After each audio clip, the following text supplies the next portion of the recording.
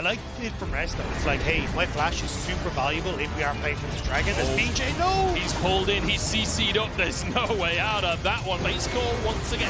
BF on the front line, BeanJ jumps in for the kick on the Shunn. It's gorgeous from the jungler. Jesus, Shunn with a double kill. That might just open up the barrel. ShiauC's gone too deep this time. Rest with a triple. No! The shockwave! What a combo! CFO, you've got to flee the play. Fear gets the engagement. Who needs damage? I guess they're still somehow winning. Rest having no time for sleep. Munchables was feeling himself in that call. He was really going for it. Really looking back on it all through the analyst desk here. We've just seen CFO take one big step towards that best of 5 elimination match as a first seed. But I mean, it kind of all came down to kind of how they played that, you know, very slow game. But it kind of all came together after a little bit. They kind of decided to leave everything to the mid lane. Yeah, that's like a small critique that I would have of CFO, but it's working for them, right? Yep. A lot of it's just on the back of Shunn. Shunn constantly, we've seen him play Draven in the games in the past, of course, domestically as well. In this game, he was playing Kalista. And so looking and zeroing in on his lane was their priority in trying to stack Dragon. You want to be able to get him ahead. So overall, big thumbs up from Gemini, who just has been doing a great job this tournament of being able to get himself ahead in the jungle, but then zero in towards bot lane, get Kalista ahead. They had prio through bot lane for the rest of the game, and the same thing happened when they ended up swapping him towards mid lane. And it was just basically Team Wales playing on the back foot for the most of the game. Yeah, I do think like mid-game slowed down a bit as they were stacking up those Drakes, mainly because it's like in comparison to like the Blitzcrank and the Nos, like those more aggressive, like can really catch you champions. A lot of the times when the rail engage happened, it was just a flash and then getting pulled back. But I also thought that Team Wales, through everything, had insane vision control. Like at one point they had 3 control wards inside the enemy jungle on the complete opposite side of the map. So a lot of those plays got spotted out early, and there were a few times that ShiauC was actually in a lot of trouble on that rail. That's kind of my concern with playing Oysters, is that they're hunting for fights too often instead of just playing straight through sides. If your Kalista is just that strong, why not throw her top lane so you can get that top lane turret? The point that you had mentioned, though, on ShiauC getting caught off guard, there was one time where they were pushing through bot side, blue side jungle, and then he was based at a wrong time, but Shunn was there for an ulti. In enemy jungle on a ward. He was on a ward. There was a lot of caveats to it. He could have walked away from that one. But. Exactly, and then there was a play towards the topside river. ShiauC was once again looking for an engage, so this time it was actually just him looking for something, but once again was there for him on the Kalista ult. So a lot of the times those fights turned into nothing, because ShiauC was the only one who was really in danger, but thankfully Shunn did a great job of being able to save his life. Yeah, absolutely. And then, again, we kind of, and again, it kind of became all about the mid lane. It really, really did. And it really felt like once we were there, it was an ARAM, and there was no other side lanes, there was no one else, because this is where all the action happened. Yeah, look, I'm prepared for this. Like, I've been grinding in the ARAM, so I'm all ready for the teams. Teleports come in, obviously. But then I want you to watch BeanJ here, because he lands the Q onto Gemini, takes it, and Gemini full-on kills his AD. So he gathers him in. Obviously, BeanJ has the very nice flash kick there, or kick flash, to spot out the Kalista. But that was like the one moment I felt like, hey, maybe between Glory and BeanJ, there's an option to try and win these fights. Yeah, in both of these fights, the last one, Dragon was coming up in like 3 minutes. This one, it was coming up in a minute and a half. So this one made a little bit more sense if you want to get mid lane priority so you can play for Drake. But yes, Alistar is no way out. Yeah, 100%. And like when you talk about like, okay, they're not playing top lane, they're playing maybe like a 4-1 or 5-0 in mid. I do think that makes sense from CFO's perspective, because mid laner's Orianna, right? You want Orianna with the team to be able to look for fights. Had maybe Team Wales not looked so aggressively on that flank and got picked off, something like this, the game may have just stalled out longer and longer, because even in Team Wales' win versus BDS, like those mid games dragged on forever. Team Wales were more than content to just wait for 40+ minutes, wait for Elder Soul before they finish. Props to Rest in both fights, not just the last one when we saw where he was able to set up Orianna for the Great Wombo combo, but the last one in the bot side inhibitor turret. That he just ended up getting a triple kill on the very end of it. He understood how the team fight was ended up going. I think he has had a great series overall. Even in his Rumble games, I thought his laning phase were quite good. I think they can start playing through him pretty aggressively. So for me, looking towards the next game, I would like for them to start playing through sides a lot more often.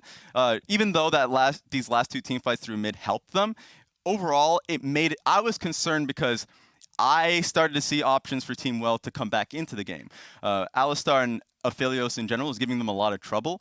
And if Aphelios was actually on side lanes just picking up more experience and gold with how far behind he was in this game, I actually would have given them more of the team fights later on. So it's a bit of a critique towards Team Wales that they could start to recognize, oh, Flying Oysters are giving us a chance. Yeah, I mean, I like that you bring up the kind of like the side lanes, yeah. the XPs, and all that. Ender, you noticed something. You noticed something very key. I don't know if I've ever seen this before, because CFO were ahead of all time. Let's go. I want to show you the Nexus. Can we go look at the Nexus right now? Okay, so CFO are about to end the game, and I want to pan over. Just drag that screen over to the left, because the Oysters won this game without ever taking the top lane turret. I guess I can't drag it. I was trying to like mine. You were using the force there. Good job, That was funny. Yeah. But look, the top lane tier 1 You can see it on the mini map. It's is still there. alive. That's just ridiculous. But they literally just A-ramped. Yeah, I mean, there was literally a, there we go. Thank you so much to our observer. But yeah, this is literally just before it. There was a moment for about 5 or 6 minutes where you made a point and said, no one's gone top at all for about 5 or 6 minutes. After 20 minutes, I don't think a minion was killed in top lane. Like, it was a pacifist zone, right? There was absolutely nothing going on there. Yeah, I mean, look, you gotta have to go for it sometimes. You gotta leave it sometimes. You gotta go for the ARAM and make it happen. And look, you know, we'll see if they go for top lane this time. That might be your biggest criticism. All random, all top. Yeah. Let's mix it up, guys. All right, we'll see how they do. Well, let's find out if both PCS teams will lock in first seeds in their groups as we send it over to Dagda and Munchables. Thanks very much, guys. Yeah, we're here at the cast desk. We're ready to get into the second game of this series and find out what's going to happen for Team Wales here, what they've got up their sleeves to come back, because I've got to be honest, I don't think they were ready for the Kalista. I wasn't expecting a Kalista to come out in this game, and I think that sort of threw them for a loop a little bit and put Artemis behind, who realistically has been their carry so far in the tournament. I think it was just kind of a comedy of errors that kind of happened for Artemis to a certain extent, right? Like, we got them trying to make a play on bot side, they end up going awry for them.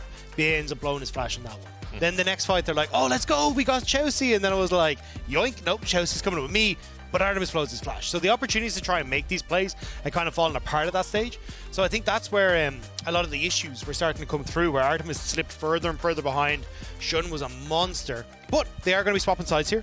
So we'll have to see exactly what the game plan is going to be for Team Wales and how they try and deal with things like, obviously, the Kalista. But also, like, I thought the Orianna shockwaves were really strong from JimieN. It didn't feel like BeanJ and Glory were able to put that as far behind as they would like to. Yeah. So I'm not exactly sure what the game plan is going to be for Team Wales as they come into this. I've got to say, JimieN has impressed me so far this tournament. By no means the perfect player or anything like that, but he has had some really high-level plays across the course of the tournament, and I'm excited to see more. I'm excited to see what else he can play, because he's playing multiple champions every single series. I agree. He stepped up big time from what I like when I was reviewing them coming in towards their playoffs. Like, it feels like JimieN has definitely taken a step up. He's been really firing on all cylinders. So we'll have to see if he's going to be able to have that similar performance coming into this. Nautilus going to be the final pick. So Renekton, do we get a Xayah pick up here? Because that was one that was taken away in the last one. And maybe getting that priority for Artemis in the bot lane. It's a big pick for them. They prioritize a lot in their drafts in the regular season. So I wouldn't be surprised to see the Xayah taken here.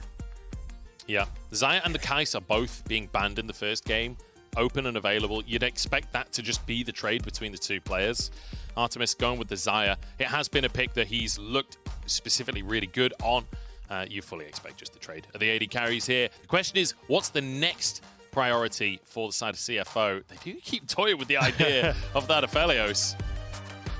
I mean, maybe it's not as simple as I was saying. I mean, Shunn has played the Draven very effectively. You actually got to see it in his first series as well, picking up the win there.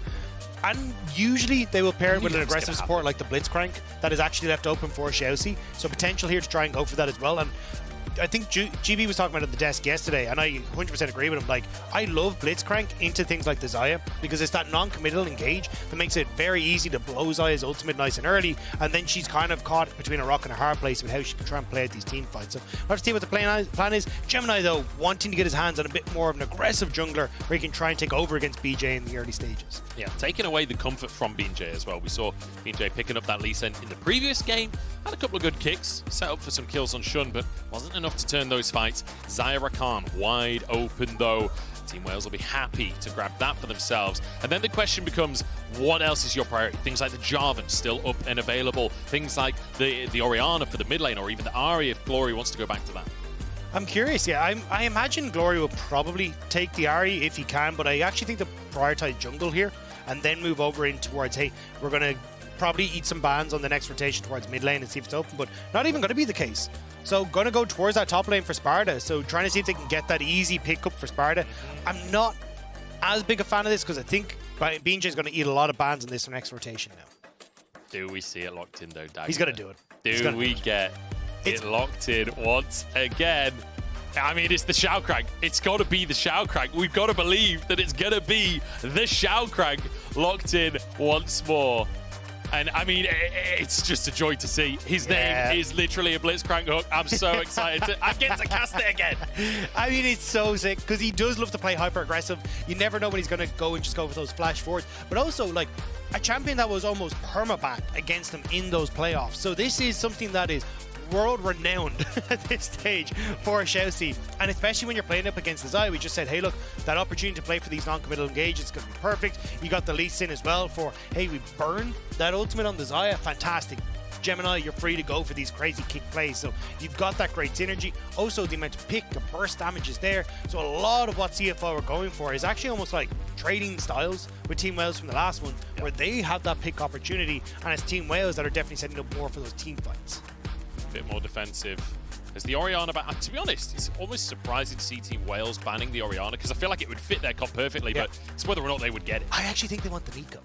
I think Neeko would be sick with this. When you look towards like short range Kaisa, Lee Sin needs to go in. Even if Blitzcrank hooks you, you pop the ultimate yourself, go into Xayah's. Like, there's a lot of opportunities for Glory to try and play around that. And I thought when I saw the Nocturne ban, they might actually just go for the Neeko ban as well, but not going to be the case. So I think Glory might be eyeing up this Neeko pick here. We'll have to see. And we could see JimieN steal the Neeko away, which would be his 4th champion so far in the tournament, I believe. If I'm not, in fact, no, I think he's played Orianna twice. Yeah. But the Ahri actually being eyed up instead, taking that one away from Glory. It does leave that Neeko wide open, though. Yeah, it's not the... I'm kind of surprised to see JimieN go towards this. I thought maybe we'd actually get something like the... Oh, yeah, okay, so they are just going to try and play for the... I mean, it makes sense with the Lee Sin and the Ahri, where you can play for this like strong mid-jungle duo. We had it for Glory and BeanJ. We didn't really get to see it play as effectively in the last game. So I have to see if Gemini and JimieN can step that one up. But I think if you end up going for a Neeko here, or even something like an Azir, you're actually in a relatively okay spot here as Glory, where you can just go, hey, well, we're just going to play for you to try and jump in on top of us, and then we'll make it. And there's a Neeko. And do we get BeanJ going back towards his root card? See, I mean, the Jarvan's great as well. Jarvan can play so many different styles at this point. And then for rest, you look towards what's going to come out on that top side. I mean, Renekton is still available. I wouldn't mind seeing the Gnar again, to be honest. When the rest of your team is wanting to dive in like this, I feel like the Gnar fits that style in a team fight quite well. I'm actually curious if it's going to be something like a Jax. I think if you've got this kind of pick-orientated style, playing something that's a little bit more split-push orientated could work out. And the Gnar can work out in that scenario. Like, we've even still seen Hullbreaker and that being built on him. But I think having something that can apply that sideline pressure, Gwen, actually, fantastic pick into the... yeah, I think this is a really strong pick into the K'Sante, and something that did receive some nerfs in the jungle and kind of hit the Gwen a little bit in like lane Gwen, but still an incredibly strong pick. Great matchup into the K'Sante, and does fit that role of, hey, we want to try and play a little bit for sideline pressure, because then we can get lane priority, put vision down, and then play off of Ahri, Lee Sin, Blitzcrank to try and find these picks before the fight starts to kick off. Find them. I'm excited about this CFO composition, especially after the pace of the first game. CFO playing for control, but not feeling the need to overforce anything. It felt like Team Wales slowly but surely falling out of that one. This time CFO, they've got a lot of tools to force things. They've got ShiauC on the crank, they've got JimieN with the Ahri that can fish for those charms. There's a lot of opportunity to force plays. The thing is, though, if you fall behind a CFO, yeah, good luck to you, lads. It's not happening. Like, it's just, this is an FF go next as quick as you can. Because the team fight prowess that Team Wales are bringing to the table is absolutely insane. We've already saw, like, I mean, literally the PCS #1 representative play the Neeko and the Jarvan together, looking for these big circles, trying to see if they can get in and try and take the fight to you. if you ever miss position, you've already got a big tank in the K'Sante as well to follow up on that incredibly well. Like, good DPS from the Xayah. Like, you have to be so incredibly careful that you are getting these early picks, these early snowballs. Otherwise, you're just going to fall so far behind. Yeah, the late game feels tough. The one shining light maybe being that Gwen that, I mean, we've all seen what Gwen can do in a late game, but you've got to find the right situation. Even that is a dicey prospect. We'll have to see how it's going to go down, though, with PCS2 versus VCS2. Equal seeding coming into the tournament, but not necessarily equal when it comes to the history of the regions and how well they've done internationally. The PCS looking flawless, basically, so far. It's certainly in terms of results when it comes to play-ins here at Worlds 2023. CFO looking to maintain that clean record, match their first seed in PSG, and make themselves qualify into the qualification for the qualifier for Worlds. Is that a qualifying statement? If you're gonna give me crap for the rest statement, I gotta give you some crap as well for that one. But we are rocking into game number 2 here. I almost started applauding with the crowd there. I mean, you come from a region that does the JIOs. You kind of get used to we interact with the crowd. But CFO, ShiauC stepping forward. I don't think this has been spotted. BeanJ doesn't know. Now he knows. Certainly does. Drops the flag. ShiauC. It wouldn't have surprised me, obviously, to see ShiauC just flash to try and force the play there, honestly. Like, he's probably got Hex Flash. But don't forget as well, you can connect your League of Legends account with Prime Gaming, and you can get yourself that beautiful little Heimerdinger experimentation emote. See if you could experiment with some of the picks like we're seeing today. Rest bringing out the Gwen for maybe the first time of the tournament. I don't remember seeing it just yet. ShiauC still looking for something. Sweeping over the wall to see if someone was hiding just behind the rocks. Won't get away with it for now. So CFO going to play this one just kind of at standard at the get-go. Looking at the bot side, though, because BeanJ is actually starting on the top side, it'll give a bit of an advantage to Artemis and Bait to be able to push in this wave and try and play for the level 1, although looks like they're not going to. I thought that if they wanted to try and play for the aggressive level 1, like you take W both on Artemis and Bait, means that you can play hyper-aggressive level 1 in this with the Xayah and the Rakan, but you can see Q taking on towards Artemis. They're not actually looking for the trades, they're just going to look for the push instead.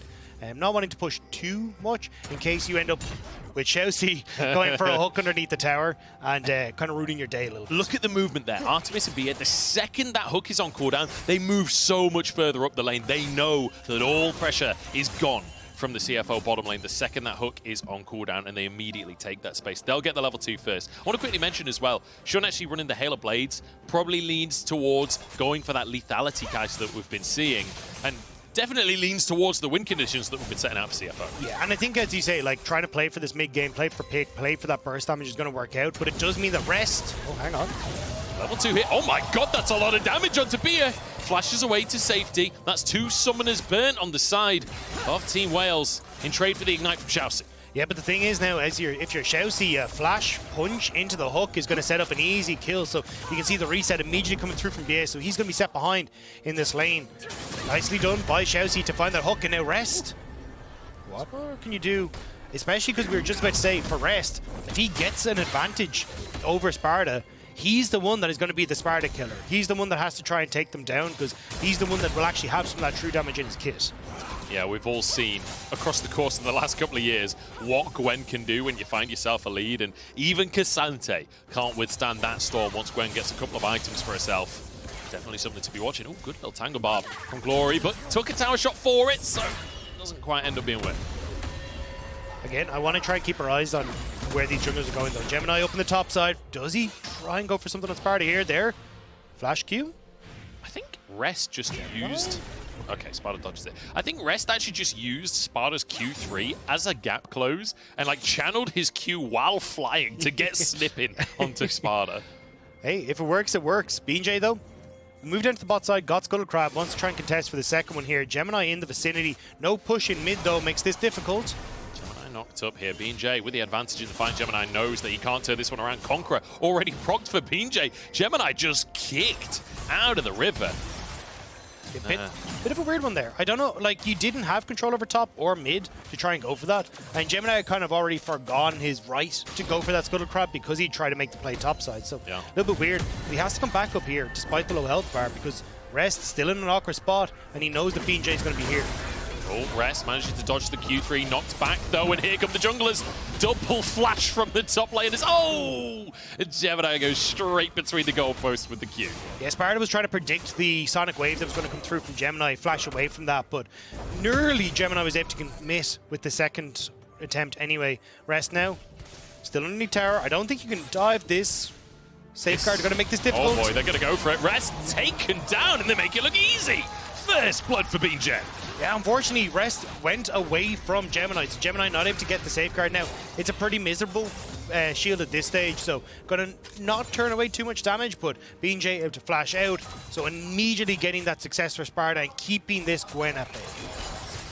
Gemini feeling his presence in the area would dissuade the dive, but I mean, when you're that low, you just get one shot. There's nothing that they can do about that one, and very nicely capitalized on by Team Wales, ShiauC. As soon as he presses the W, I'm like on the edge of my seat. Yeah, he's not going to be going for too much, but again, I think this is exactly the way Team Wales want to play it. We just said, hey, Shunn is going to go towards this more Umbra Glaive, Vitality style of build, so you are reliant on Rest to deal that more consistent damage against the tank. So if you're setting Gwen behind, you're going to make things a little bit more difficult for CFO as they start to go on.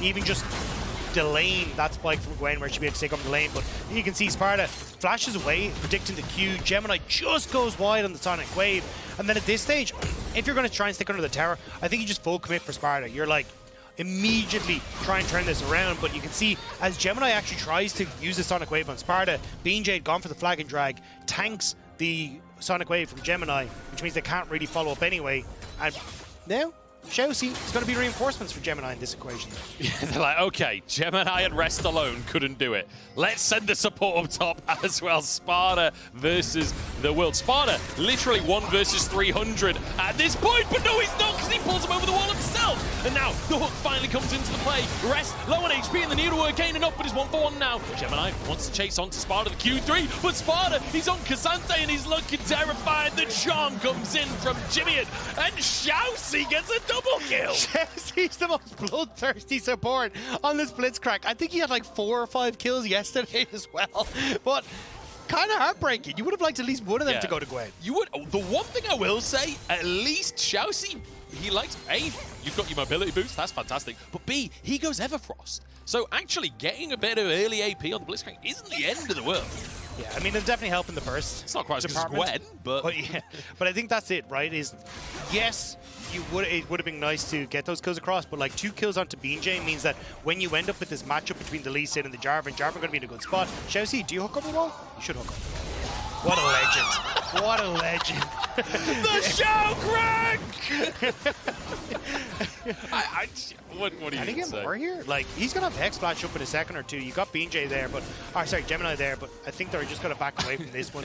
Just let it go across. BeanJ didn't want to swipe because he still wanted to protect. I'm just like looking at the minimap. ShiauC has nobody posturing like they're going to come and help him, and he's still like considering the hook on BeanJ. He's like, can I 1v1 this? Yeah, the 2 kills on the Jarvan, the 2 kills on the Blitzcrank, not quite even when it... You've already got like bits and bobs essentially picked up for Rest, whereas when you look across the Sparda, he's well on his way towards completing the he's well on his way to completing the JackShow Protean or whatever. My brain's gone missing on that one, but it still means that you're going to have a great opportunity here for Sparda to just continue to pressure a little bit more in this lane before you get towards the Riftmaker and all those kind of things for Rest. So for Team Wales, it's a case of trying to keep this pressure up so then you can play for team fights, play towards the dragons you're stacking, even maybe pick up the Rift Herald here as well. Whereas for CFO, they need more of ShiauC on the map to try and turn things around. 2-2 on the scoreboard, but a bit of a lead for Team Wales. Much needed after what happened in the first game. And I have to say, good job so far from Sparda on that Cassante, getting a bit of an advantage in that top lane. It's not ahead in terms of kills, but in terms of CS, in terms of just presence there. I say that, though, we've got the ults coming out on both sides, pulled over to BeanJ. Beautifully done by Sparda. I mean, Sparda's just setting up the alley-oop every time, and BeanJ comes in with the slam dunk. Sets him up in the brush, and Gemini now a little bit late to the party once more. And this is a Rift Herald on this top side again. Just getting more for Sparda if they really want to. It looks like they're happy just collapsing the wave. I mean, Sparda's popping off here. This is a really great 1-2 that they've been able to land. Sparda looking fantastic, and twice with the same play, basically. Over the same wall, brings him over to the rest of his team. Xayah followed by a charm, but Beer tanky enough that they can't really finish him off. Yeah, at this stage, JimieN just doesn't really have enough, especially when you've got the bone plating that's still there as well. So initial damage definitely nullified. But here again, like, this is the first play that we saw where Sparda immediately takes him to the wall, sets it up. You've got the damage because the ultimate for Sparda and the follow-up on towards Rest, especially with the flag and drag back through. And then this is where it actually got a little bit dodgy. Like Gemini, level 4 to level 6. If JimieN hadn't been here and gotten that charm, I think we might have seen a little bit more, because when you ult as Cassante, you can hop over the wall with your E. And I think that's what Sparda was setting up for. And again here, Rest pops the ultimate, thinks, okay, I can go for the trade. But it's actually the trade that comes back with Rest coming over the wall with Sparda and BeanJ once more waiting with open arms. I will say, that's Rest with basically no items did half of BeanJ's health with the needlework in the queue.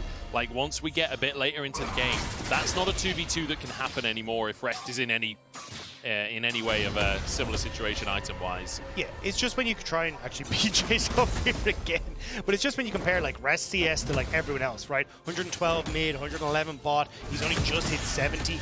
So Sparda being behind is fine, as long as Rest is. Oh, he was inside the circle, so he gets the knockback anyway. Rest in all kinds of trouble and forced underneath the tower. Q3 not available there for Sparda, so they don't get the knockback. Rest survives, but it costs him a flash.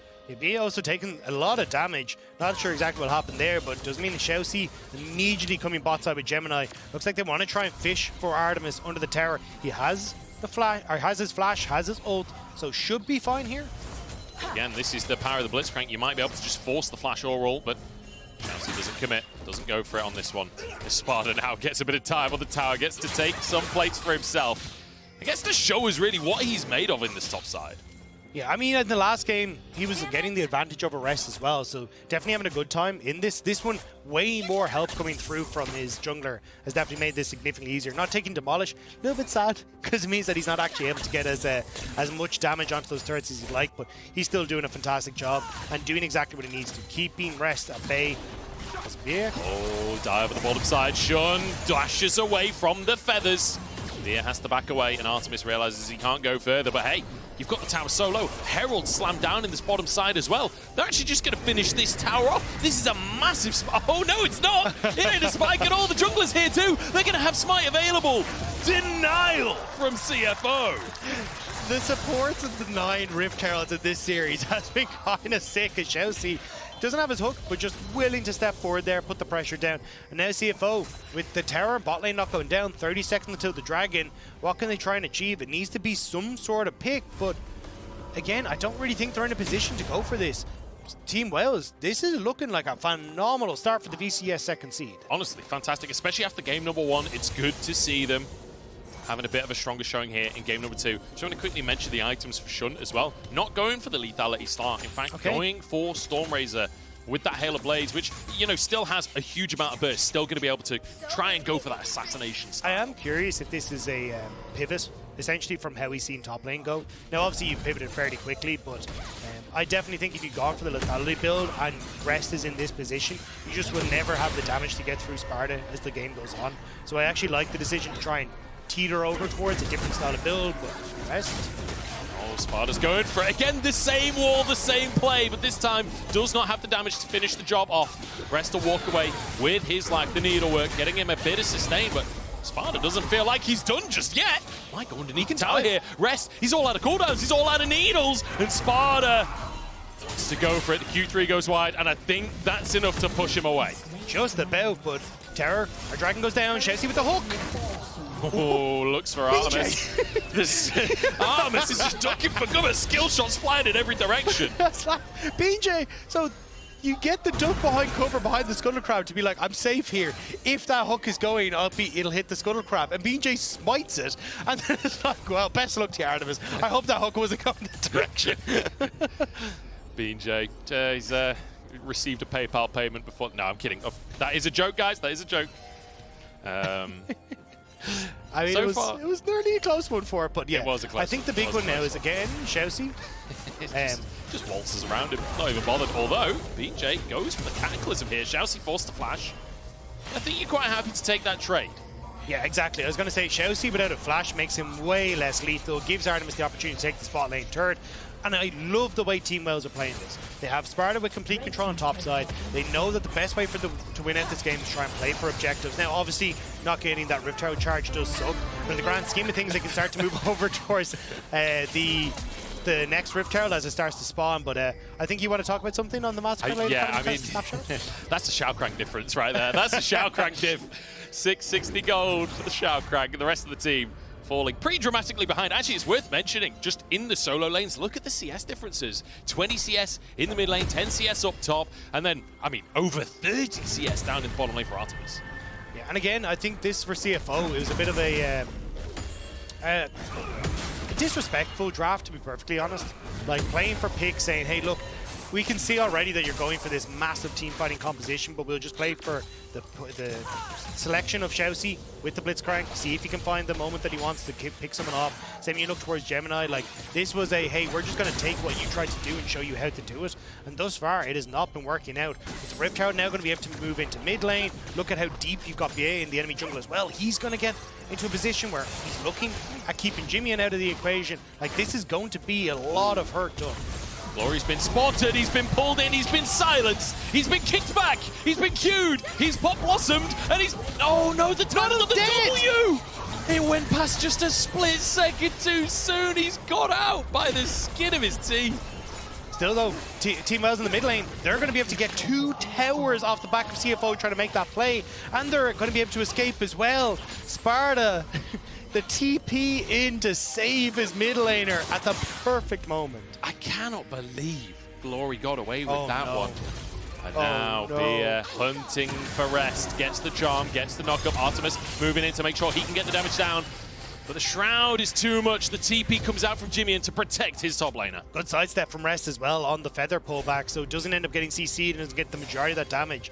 JimieN now will have to take towards the top side. Neeko already up here. Glory did TP and flash to try and get into that play. So you'll have the mid laners facing off against each other, which gives Shunn a little bit of time to try and push in the spot side, but that'll be matched by Sparda as well. So overall, a lot of trading back and forth, but Team Wales getting those 2 towers mid opens up things dramatically for them. It certainly does. I mean, the fact that you're getting a tier 2 in the mid lane off the back of these plays, so valuable when it comes to controlling the map, especially in reference to these neutral objectives. Dragon up in a minute and a half. Baron will be on the map in 3 minutes as well.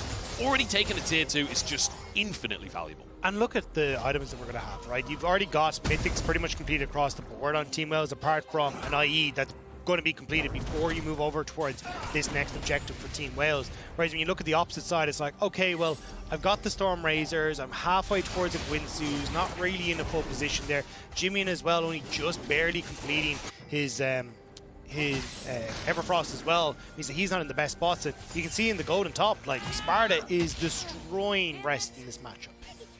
It certainly is. Sparda having a fantastic game of it on the K'Sante, and it feels like K'Sante very much his speciality pick so far this tournament. Really showing up on the pick.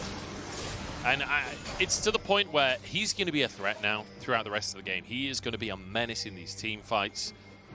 And it becomes difficult when, like, you know, the Gwen, when you're ahead in items or when you're even in items, you can do terrifying things. But if you're behind, it can be a struggle. Silence out from XayahC, but he's just going to be locked up instead with the Cataclysm. Artemis can't get a range to auto, though. XayahC gets a safeguard. He might just walk out of this one. So many escapes in this game. It's unbelievable. The thing is, though, now that XayahC out of the equation, Gemini has no kick, and Dragon in 10 seconds. No ultimate for BeanJ, but Glory is already in a position, well, moving into position with these creeps. He wants to try and make the play happen. It's not the most convincing formation I've ever seen, especially now he's moving towards the jungle. Yeah. We'll see if they can count the 1 minion that's coming in towards the blue buff. Gemini smites away the blue. Rest will be given the other half of it, but that'll be a Drake taken uncontested here. Team Wales now on soul point for that Chemtech soul. Yeah, I mean, Chemtech Drake isn't the strongest, but still, Team Wales are going to be pretty happy with this. And at this stage, you get to try and move into position here to look for a pick, but I don't think they're going to be able to get much. The one thing I will say for Chemtech Soul, for K'Sante, it's actually pretty great, because the whole point of your ult is you put yourself low. The whole point of Chemtech Soul is it works when you're low, so it's the perfect synergy.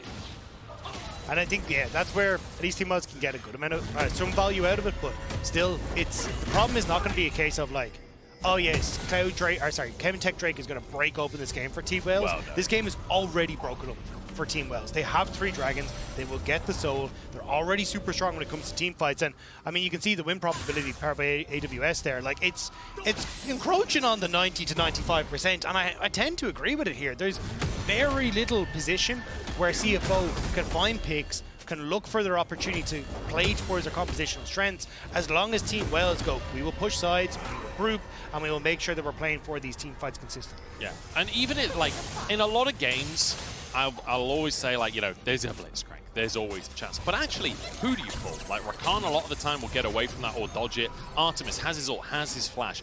Glory, if you pull him in, he's going to pop blossom your entire team. Jarvan, you don't want anywhere near you. Sparda, you don't want anywhere near you. There's not actually very many good opportunities for the Blitzcrank pulls. The only chance is if you get Artemis or Bia or Glory and immediately get that CC chain, immediately get that silence, so they don't have the chance to react. And that's the thing. That's why I'm kind of saying CFO have missed the boat on their opportunities. They weren't able to try and play through the mid-jungle. ShiauC couldn't really get the picks. He's looking for Sparda, but there's too many members of Team Wales around the place, so they'll back off. And that's where I think at this stage, the opportunities for CFO were gone. Glory was spotted out that Gwen was here.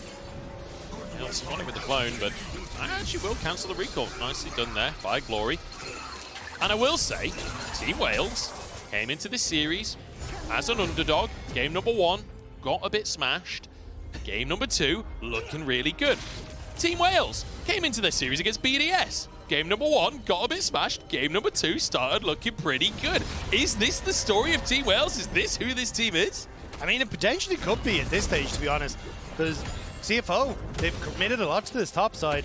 Team Wales trying to get members into position as well. BA, Artemis are here. I can see pings going down from CFO onto Baron. I weren't sure if they were thinking maybe Team Wales are on the Baron, but we now have very much the information that they're trying to kill JimieN.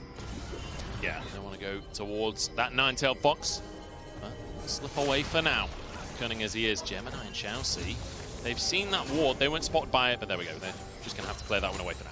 I will say, though, for Team Wales, they are giving opportunities to CFO to maybe look for plays. Like Glory resetting there where the rest of the team are trying to make a play on the top side. It's these like little moments where maybe if CFO spot Glory, like resetting on a ward or anything, they can actually look for a pick. It's very hard to do in the moment because you have no idea where Glory is. But if they actually get into a desperate enough position where they just pull the trigger, like now. Hook. Oh, nicely done there by Sparda. Blocks it completely. Keeps his team safe. And also, look at the bot lane, right? You can see the ping, the assist ping going down onto Rest. Rest is just free farming this whole time. So why Sparda is kind of being positioned to go like, hey, I need to be with the team so I can match with ShiauC. Glory's kind of picking up the pieces as CFO push bot. Okay, now I'll go and deal with bot. Okay, CFO push mid, now I'll deal with mid. Always keeping that a little bit separated. Now again, you are playing for the dragons, you are playing for the neutrals. So it's not at the end of the world as Team Wales, but you just have to be that little bit careful that you're not giving too much over to CFO. And the one thing I will say, like, we've already talked late game compositions and kind of discussed that realistically in a team fight, Team Wales are going to have an advantage. But one thing this composition offers for CFO is outplay potential. If there's one thing all of these champions can do, it's just hand stiff your opponents. There is, like, this is the kind of opportunity that players get where, like, you're not likely to win this game as CFO, but if you do, it'll look good. This will be a montage game for them because it'll be someone absolutely popping off to win these fights. But that's the thing, whenever there's a Blitzcrank in the game, there's always that just maybe. Like that one hook that might find B, that one hook that might find Artemis. Like, those are the difference makers. Now, with Dragon coming up in 40 seconds time, you should see Team Wales like clear out top. They haven't really got vision established on this bottom side, so maybe that gives an opportunity for a CFO to actually get in a position like JimieN can clear out this wave, maybe find an opportunity as Team Wales are establishing vision to look for a pick. But the late resets from CFO aren't really giving them that opportunity to find much opportunity for those. Certainly not. Full item behind in that bottom lane as well. Shunn on the 2 items. Artemis has just picked himself up a more as well, so reduces some of the threat from JimieN, from Rest in these team fights. And speaking of JimieN, he's under threat here. Ult for ult between the jungle and mid laner.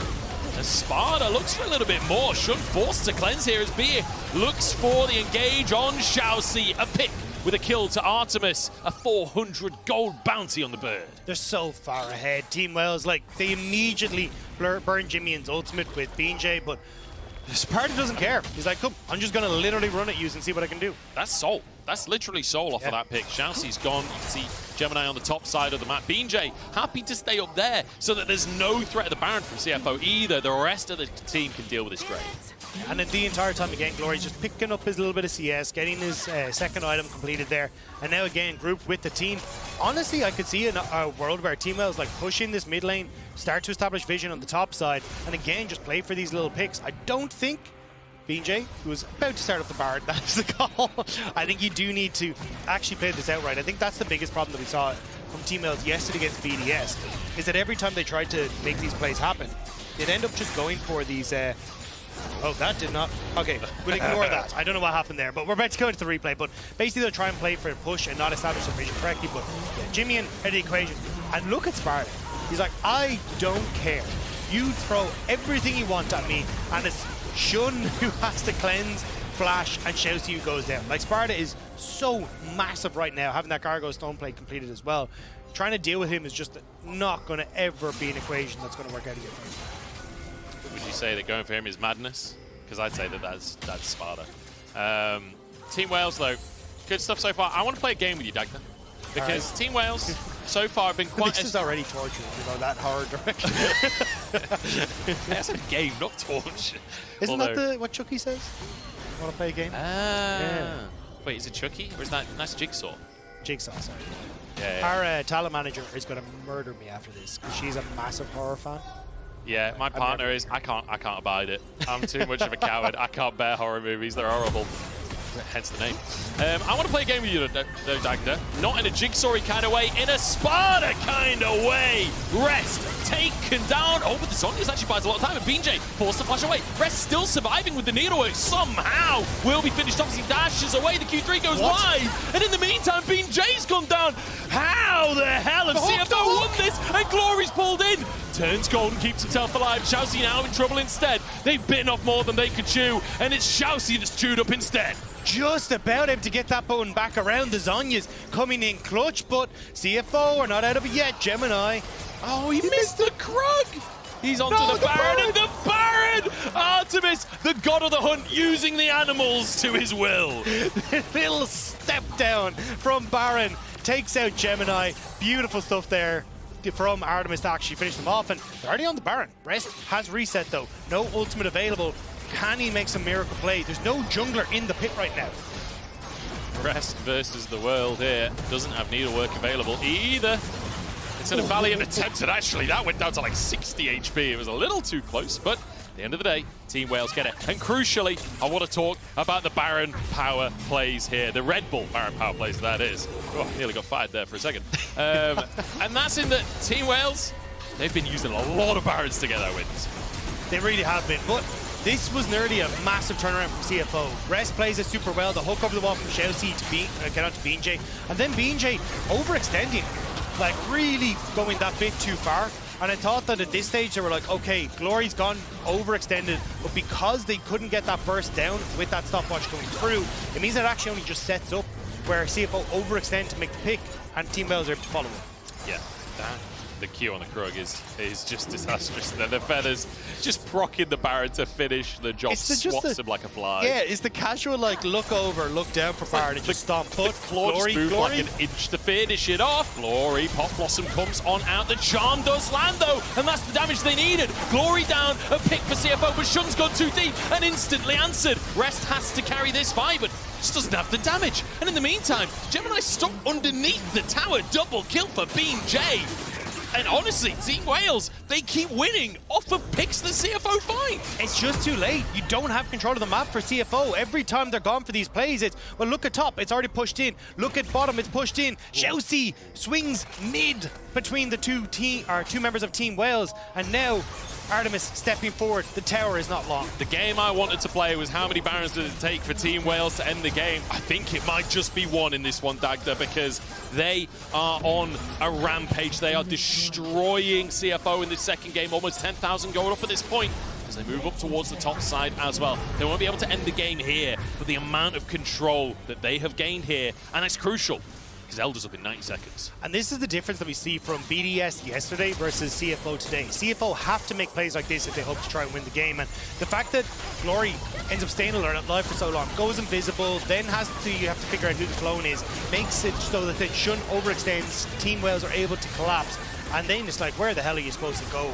Sparda 1v3 on the top side is like, yeah, I got this if they even try to do anything to me. So Team Wales now back on the map. As you say, Elder in just under a minute's time. Waves pushed in mid, pushed in bot. This is not impossible for CFO to try and contest. And now we enter the age-old conversation of Team Wales. Do not flip Elder. Do not flip it. If they are anywhere near, do not start the objective. Only do it when you have sole presence in the area. It's just not worth it. And in fact, for the time being, they're using the rest of this Red Bull Baron power play. 4,000 gold up off the back of it so far. And looking for the bottom lane. Glory's pretending to be a minion. They might just get away with something cheeky here. He's sort of stood to the side. He's not actually autoing right now as he moves up with the wave. ShiauC in trouble, but finds a hook actually onto Sparda. They don't have much follow-up though, and ShiauC's just the one to go down instead. Who needs Elder Dragon? They'll just throw their wallets at Team Wales. It's a Pop Blossom onto one. It's 3 kills overall. It's a great little flash knock-up from BeanJ as well. JimieN just doesn't have the damage. And Team Wales, they take us to 3, and they show us why time and time again, they will not be disrespected. They will not be underestimated. And they will show what the VCS is made of. First time for Team Wales coming to the international stage, and what a performance from them in this game. We said, hey, look, you need to come in with a game plan against the composition that's been drafted from CFO. They're like, look, well, Rest could be a problem in the side lane. Let's deal with him. Get this Gwen out of the equation. Fantastic. Right, what's the next point of call? How do we try and shut down the opportunities from ShiauC? Well, let's make sure that we're able to group as a team, get the vision down, play for these early dragons, so we're forcing early objective fights, and just consistently make this game difficult for CFO. Yeah, it felt like once Team Wales gained control, they were very cautious not to overstep, not to overplay their hand, which is something we've seen a few times in play-ins of people kind of overstepping their mark. But Team Wales know exactly where the ocean ends, and they're staying in the water today. We're going to jump into a break, and then we have our decider between PCS2 and VCS2. The series continues after this. Will the tides turn?